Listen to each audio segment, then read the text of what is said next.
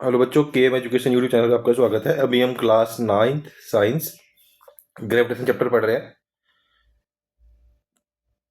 पिछले वाले वीडियो में हमने ग्रेविटेशन समझ लिया था, फ्री फॉल समझ लिया था।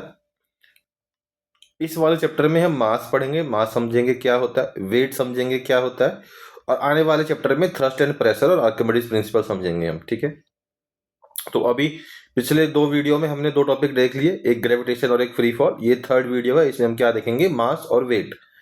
तो आगे बढ़ने से पहले एक बार प्लीज लाइक एंड सब्सक्राइब कर दें। तो मास क्या है, मास समझते हैं, है ना।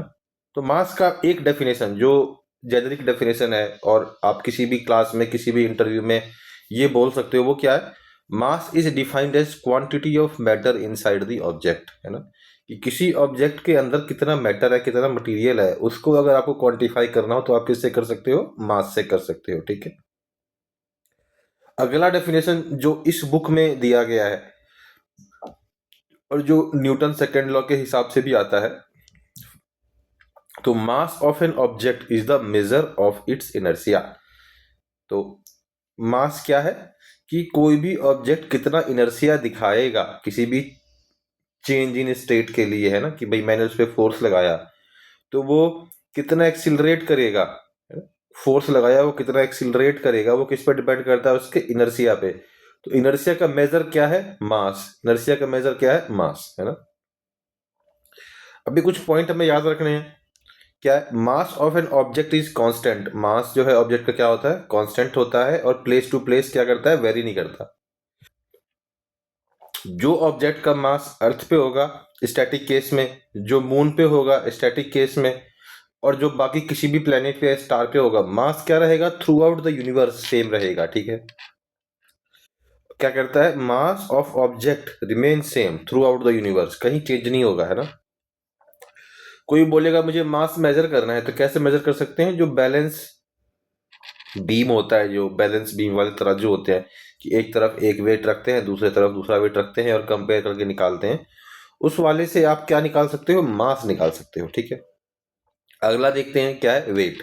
वेट क्या कहता है, वेट है force exerted on object due to gravity of the planet और सैटेलाइट, है ना। अगर अर्थ पे है तो अर्थ जो ग्रेविटी लगाएगा उसकी वजह से जो फोर्स लगेगा उस ऑब्जेक्ट पे, वेट क्या है, फोर्स है एक, है ना। अगर मैं मून पे हूं तो मून की ग्रेविटी की वजह से जो फोर्स लगेगा, मार्स पे हूं तो मार्स की ग्रेविटी की वजह से जो फोर्स लगेगा, उस फोर्स को क्या बोलेंगे, वेट। तो वेट क्या है, फोर्स मास पे, किसकी वजह से, उस प्लेनेट या सैटेलाइट की ग्रेविटी की वजह से। ठीक है, अब क्या है, ऑब्जेक्ट, है ना, weight of object differ from one place to another, है ना।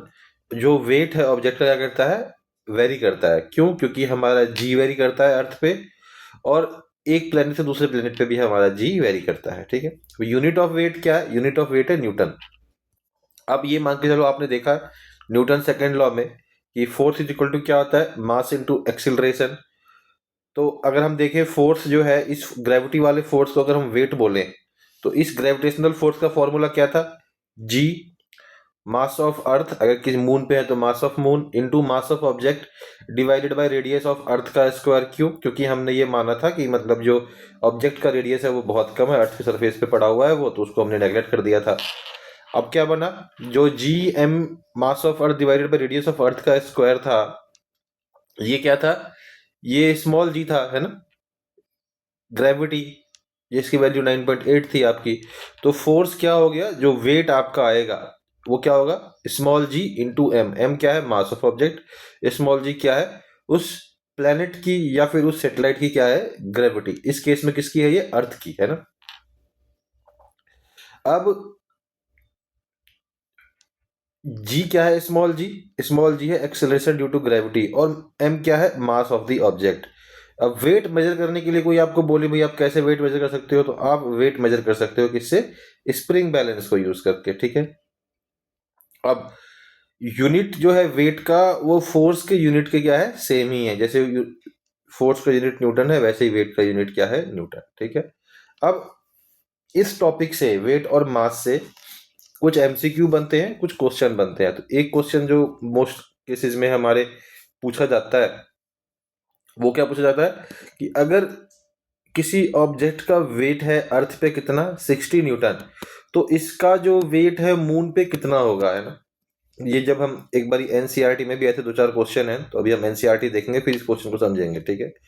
So let's dive into NCERT. अब एनसीईआरटी हम स्टार्ट करते हैं, तो एक बार आगे बढ़ने से पहले प्लीज लाइक और सब्सक्राइब कर दें। अब इसमें क्या कह रहा है, सबसे पहले देखते हैं एनसीईआरटी में 9.3 में क्या दिया हुआ है, आपका मास दिया हुआ है। अब मास के लिए क्या कह रहा है, मास के लिए कह रहा है कि ये क्या है, ऑब्जेक्ट का इनर्शिया मेजर क्या है, मास, है ना। जितना मास होगा उतना ज़्यादा इनर्शिया होगा उस ऑब्जेक्ट का, और ये जो मास है वो रिमेन सेम, एक जगह दूसरी जगह चेंज नहीं होता, है ना।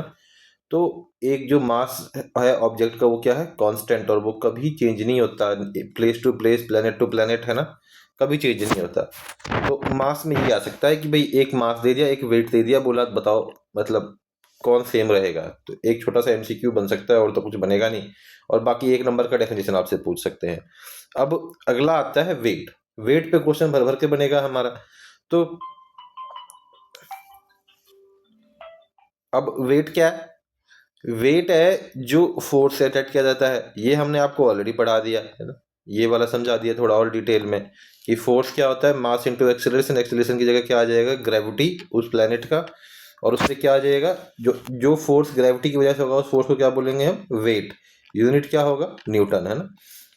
तो किसी भी गिवन प्लेस पे कहीं भी अगर हम देखेंगे तो वेट किस पे डिपेंड करेगा, उसके मास पे डिपेंड करेगा। एक प्लेस की बात कर रहे हैं, है ना, तो उस प्लेस पे क्या हो जाएगा, ये कांस्टेंट हो जाएगा, है ना, कांस्टेंट फॉर अ प्लेस। एक प्लेस पे तो ये चेंज नहीं होगा, किसी और प्लेस पे जाएंगे तो हो सकता है थोड़ा बहुत चेंज हो जाए। अब एक जो क्वेश्चन बनता है वो क्या बनता है कि किसी भी वेट, किसी भी ऑब्जेक्ट का वेट मून पे क्या बनता है ना, और वो अर्थ से कितना कम होता है, तो ये वाला आप देखोगे।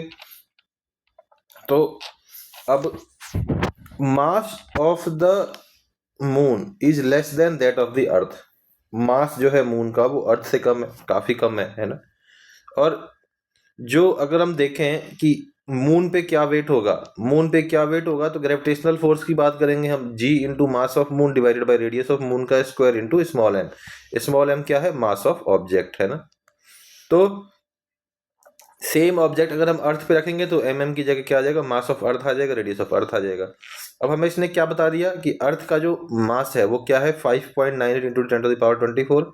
अर्थ का जो रेडियस है वो कितना है, 6.37 इंटू 10⁻6। मून का जो मास है 7.36 इंटू 10⁻22, और मून का जो रेडियस है वो क्या है, 1.74 इंटू 10⁻6, है ना। तो वेट ऑफ अर्थ क्या आ गया, ये आ गया कि भाई capital G into mass of earth divided by radius of earth का स्क्वायर इंटू स्मॉल एम। तो वेट ऑफ अर्थ आ गया जब सारी वैल्यूज वगैरह रख दी हमने, है ना। तो वेट ऑफ अर्थ क्या आ गया, ये आ गया, है ना, सॉरी, वेट ऑफ मून क्या आ गया, 2.431 इंटू 10⁻10 इंटू इस कैपिटल जी हमने सॉल्व नहीं किया क्योंकि जब हम इसको बाद में रेशो निकालेंगे तो वो कैंसिल हो जाएगा, इंटू स्मॉल एम क्या है, मास ऑफ ऑब्जेक्ट, ये भी कैंसिल हो जाएगा, ये भी क्या है, मास ऑफ ऑब्जेक्ट। अब ये आ गया वेट एट मून, और ये आ गया वेट एट अर्थ। क्या किया हमने, मून वाले में मून की वैल्यू रख दी, मास और रेडियस, अर्थ वाले में अर्थ की वैल्यू रख दी, मास और रेडियस। तो जब हमने weight of moon divided by weight of earth निकाला तो वो लगभग लगभग कितना आया, 0.165, या फिर क्या बोल सकते हैं अप्रोक्सीमेटली, करेक्ट वैल्यू क्या है 0.165, अप्रोक्सीमेटली क्या आएगा 1/6।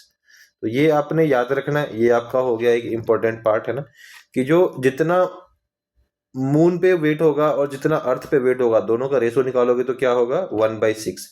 यानी कि अगर आपका वेट 60 kg आता है किस पे, अर्थ पे, तो मून पे कितना आएगा, मून पे आएगा 60/10 यानी कि 60/6, है ना। तो क्या आएगा, यानी कि 10 kg, है ना।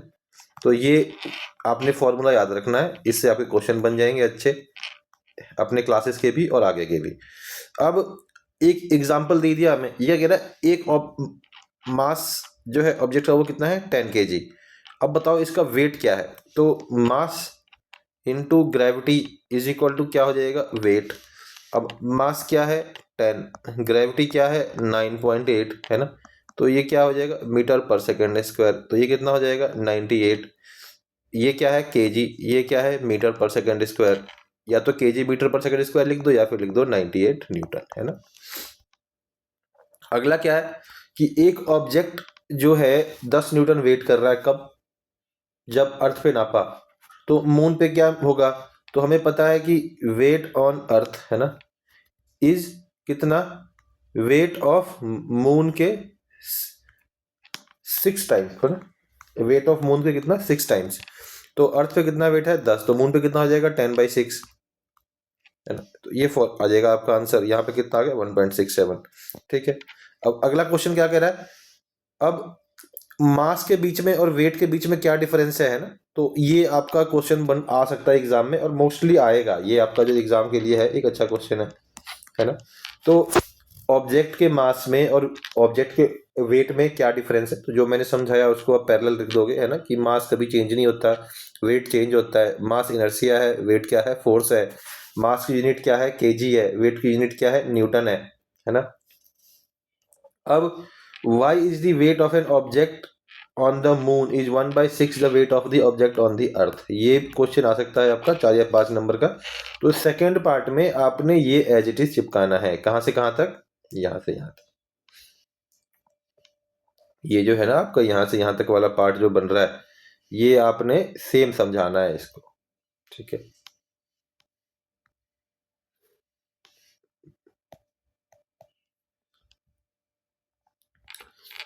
तो ये एनसीईआरटी के हमारे एग्जाम्पल हो गए 2, है ना, और 2 क्वेश्चन हो गए। इतना आप कर लोगे, ये टॉपिक आपका पूरा कवर हो जाएगा, कोई बहुत डिटेल में करने की जरूरत नहीं है। हमेशा याद रखना एनसीईआरटी इज दी बेस्ट, है। So thank you for watching complete video. एक बार क्लोज करने से पहले प्लीज लाइक एंड सब्सक्राइब कर देना। और अगर आपने हमारे चैनल पे पढ़ाना है, हमसे जुड़ना है, हमसे 1-to-1 क्लासेस चाहिए, किसी चैप्टर का नोट चाहिए, किसी क्वेश्चन का आंसर चाहिए, या कोई टॉपिक समझना है, तो आप प्लीज हमारे इस ईमेल आईडी पे या टेलीग्राम पे लिंक पे लिख के आप हमसे क्वेरी अपने पूछ सकते हो, है ना। तो thank you again for watching complete video.